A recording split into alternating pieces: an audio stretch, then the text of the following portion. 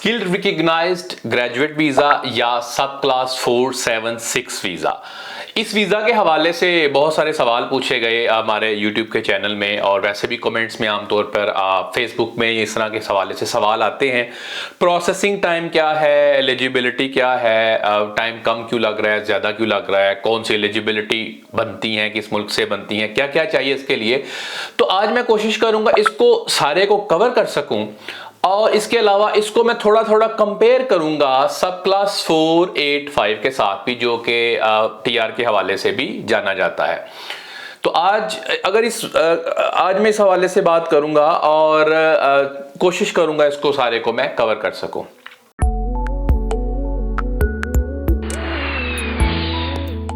मेरा नाम नासिर नवाज है और मैं ऑस्ट्रेलिया में रजिस्टर्ड माइग्रेशन एजेंट हूं।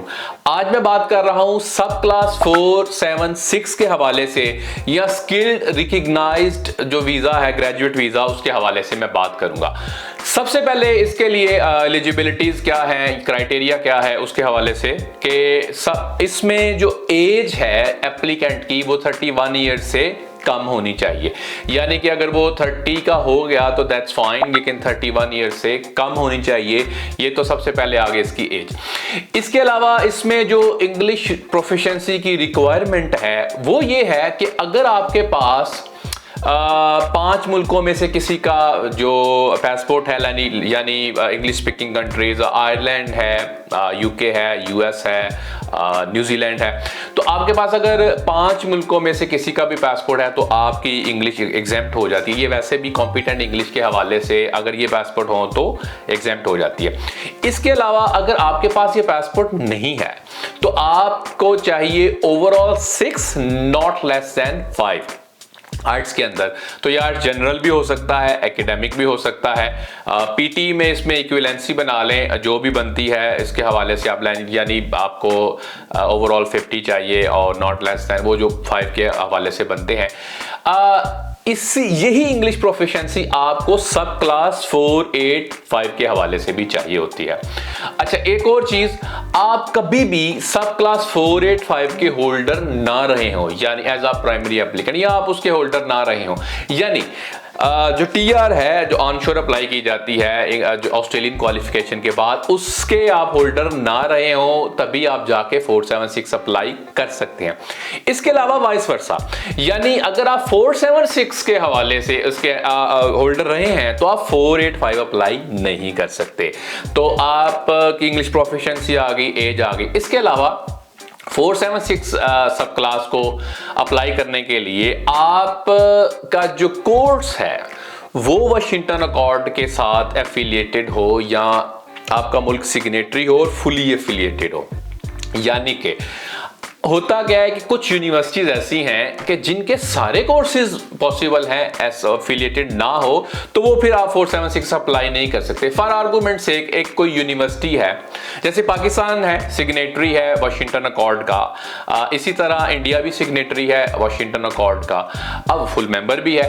अब वाशिंगटन अकॉर्ड ऐसा है कि वाशिंगटन अकॉर्ड के अंदर डिफरेंट मुल्क हैं, और यूएस है, उसके अंदर यूके है, काफी सारे मुल्क हैं। तो उनके जो इंजीनियर्स हैं उनकी इक्विवेलेंसी बनाने के लिए उन्होंने एक अकॉर्ड किया। लेट्स से इसका मतलब यह है कि अगर एक बंदा यूके में पढ़ा है और वो कोर्स वाशिंगटन अकॉर्ड के अक्रेडिटेड है, एफिलिएटेड है, और वही बंदा अगर पाकिस्तान या इंडिया में पढ़ा है और वाशिंगटन अकॉर्ड में उसमें फुली अक्रेडिटेड है वो कोर्स, तो इसका मतलब ये हुआ कि ऑस्ट्रेलिया, यूके या कोई भी जो सारे मेंबर हैं वाशिंगटन अकॉर्ड के, वो सिग्नेटरी हैं, वो रिकग्नाइज करते हैं कि ये इंजीनियर जो है इस कोर्स का वो इक्विवेलेंट है हमारे इंजीनियर के। तो वाशिंगटन अकॉर्ड की फिलॉसफी एक तो ये है। दूसरा, अगर आप 476 इसी तरह आओ, चूंकि ऑस्ट्रेलिया भी सिग्नेटरी है इसका, तो 476 को उन्होंने मुतारिफ करवाया कि ये इंजीनियर्स आके ऑस्ट्रेलिया के अंदर आके काम कर सकते हैं, इनको वीजा दिया जाता है स्पेशल।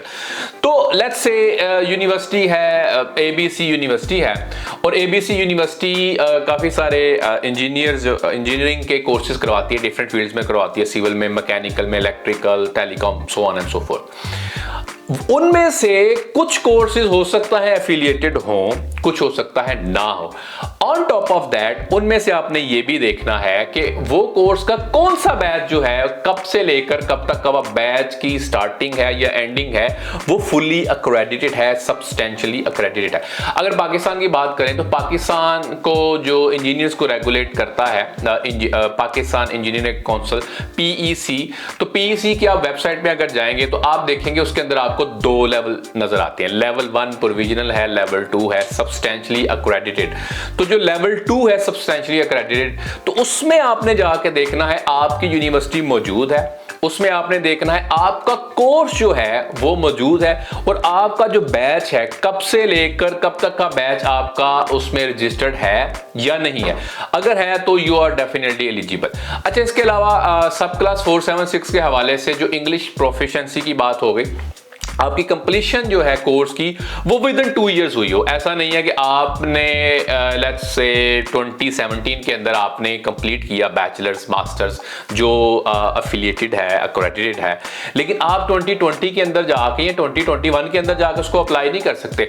तो ये विद इन होना चाहिए 2 इयर्स के, तभी आप अप्लाई कर सकते हैं। इसके अलावा हेल्थ के हवाले से चीज़ें होती हैं कि हेल्थ एग्जामिनेशन करवाना पड़ता है, जो कोर्स इसकी रिक्वायरमेंट है वीज़ा की। इसके अलावा आपको हेल्थ इंश्योरेंस भी रखनी होती है, जो OVHC overseas visitor health cover. इसके अलावा आपका जो करैक्टर चेक है उसको भी देखा जाता है। आप जिस मुल्क में रहे हों, लेट्स से आप पाकिस्तान में है, इंडिया में है, या पाकिस्तान इंडिया से बाहर रहे हैं, यूके में रहे हैं, यूके से आपने डिग्री की है, लेट्स से वो क्रेडिट है, तो आपको वहां का भी करैक्टर चेक चाहिए, यहां का भी चाहिए, पाकिस्तान का भी, तो करैक्टर चेक चाहिए।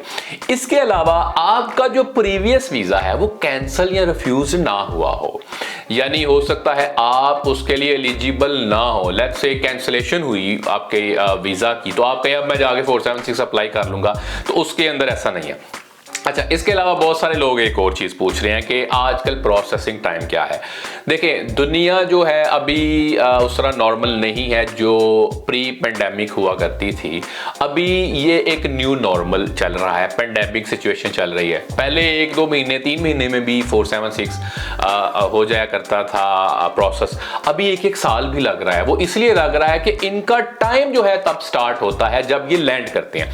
तो सब क्लास 476 के हवाले से ये है कि ये 18 महीने के लिए ग्रांट होता है, लेकिन खूबसूरती इसके अंदर ये है कि ये ग्रांट आपका टाइम तब स्टार्ट होता है जब आप लैंड करते हैं ऑस्ट्रेलिया के अंदर, इसीलिए उसके अंदर फर्स्ट एंट्री डेट आती है।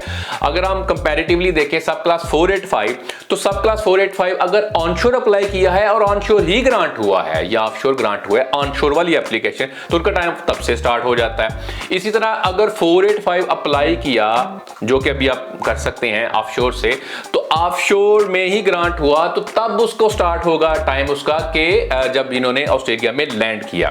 तो 476 जो है वो 18 महीने के लिए मिलता है। 476 जो है वो तब स्टार्ट होता है जब आप ऑस्ट्रेलिया में लैंड करते हैं। इसके अलावा जो कि ये इंजीनियर्स होते हैं तो इनकी असेसमेंट आसान होती है relatively. Sometimes they may ask for CDR, sometimes कुछ केसेस में मैंने देखा है, लेकिन इनका वाशिंगटन अकॉर्ड का पाथवे बनता है। आपके लिए बेस्ट सोल्यूशन ये है, जब आपको ये वीजा मिलता है आप ऑस्ट्रेलिया में आए, ऑस्ट्रेलिया में आके अपनी असेसमेंट करवाएं, प्रोफेशनली अगर कर सकते हैं करें, प्रोफेशनल जॉब ढूंढ सकते हैं करें।